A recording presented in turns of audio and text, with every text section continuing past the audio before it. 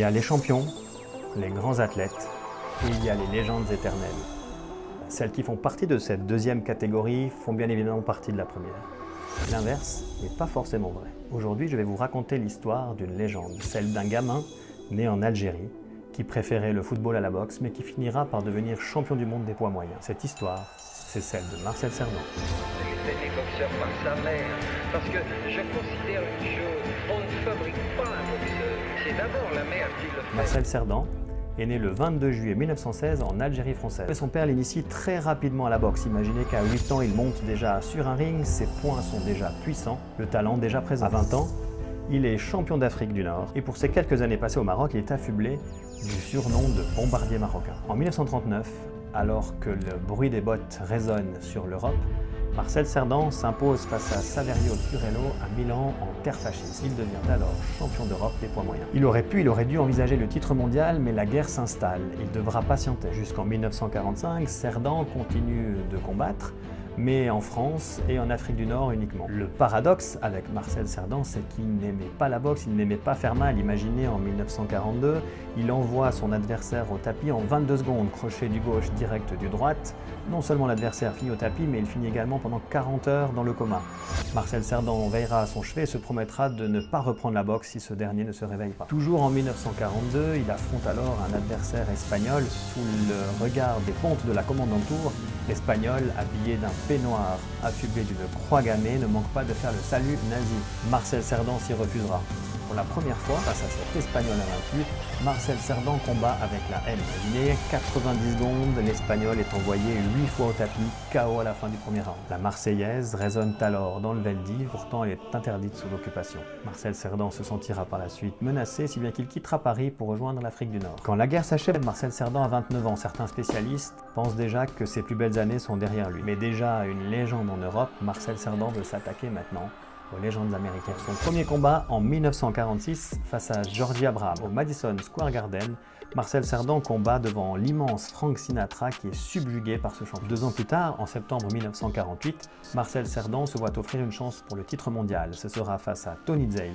Tony Zale qui sort vainqueur d'une trilogie face à Rocky Graziano. Il règne sur la catégorie depuis 8 ans. Le combat aura lieu à Jersey City devant 60 000 spectateurs. Cerdan totalise alors 110 combats pour 108 victoires, dont une défaite par disqualification. Si Cerdan est un puncher redoutable, il boxe aussi avec sa tête. Il établit chaque fois un plan bien précis et détaillé. Le combat contre Tony Zale n'y dérogera pas et Zale en fera les frais. Cerdan a préparé à merveille son combat et déroule son scénario.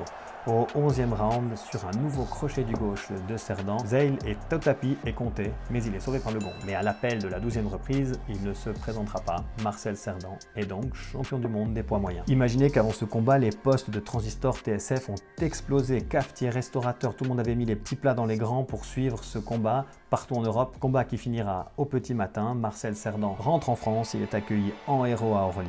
Il traverse la capitale en décapotable, s'arrête 3 fois officiellement pour saluer la foule.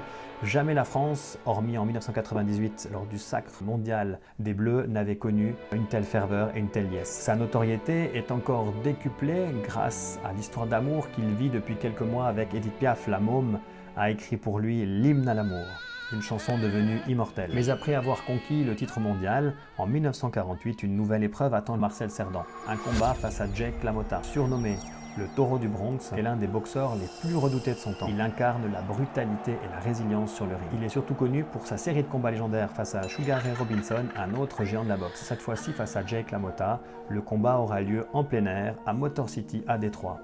Il a beaucoup plu ce jour-là et à 22 h lorsque les combattants débutent ce combat, le ring est encore mouillé et glissant. Peu après le début du combat, Marcel Cerdan glisse, tombe, se blesse à l'épaule, mais il refuse d'abandonner. Du moins jusqu'au 11e round, où la douleur trop vive l'empêche de poursuivre. Il est déchu de son titre mondial. Et une folle rumeur embrume ce combat. Jake LaMotta, alors chaperonné par la mafia locale, aurait proposé à Marcel Cerdan un arrangement. Je remporte le premier combat, tu remportes le deuxième, et le troisième à la loyale. On ne saura jamais si cette rumeur était fondée. Une revanche sera finalement organisée. Elle devait avoir lieu en septembre, mais Jake LaMotta, prétextant une blessure, demande de repousser le combat. empochant au passage 15 000 $ de plus.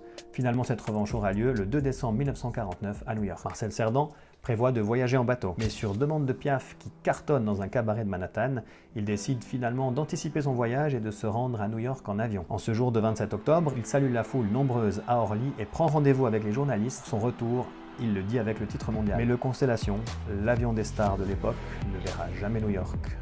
Peu avant son escale aux Açores, il s'écrase dans le brouillard des montagnes de São Miguel. Ce que le pilote a pris pour la piste d'atterrissage était en fait la ligne de crête du mont Redondo. Les 48 occupants de l'avion sont tous décédés, malgré la lueur d'espoir née dans la journée un peu plus tôt, lorsque des sauveteurs avaient cru avoir vu des survivants. La nouvelle arrive en France, la nouvelle arrive aux États-Unis. Piaf trouve la force de monter sur scène ce jour-là. Elle entonne l'hymne à l'amour et ses paroles devenues tristement funestes. Si un jour la vie t'arrache, que tu meurs, que tu sois loin de moi. 70 000 personnes assistent aux funérailles de Marcel Cerdan à Casablanca. Sa fin brutale a engendré la naissance d'un mythe. En 1999, il est élu sportif préféré des Français du XXe siècle. En 2017, c'est le magazine The Ring qui le classe 5e meilleur boxeur de tous les temps des poids moyens. Né de la misère d'une famille ouvrière, parti de rien, arrivé au sommet de la boxe mondiale, boxeur intraitable, amant maudit, Marcel Cerdan n'est pas qu'un champion, qu'un grand athlète. Il est une légende éternelle. J'espère que cette histoire sur le destin exceptionnel de Marcel Cerdan t'a plu. N'hésite pas à liker et à partager cette vidéo et je te dis à bientôt pour une nouvelle vidéo.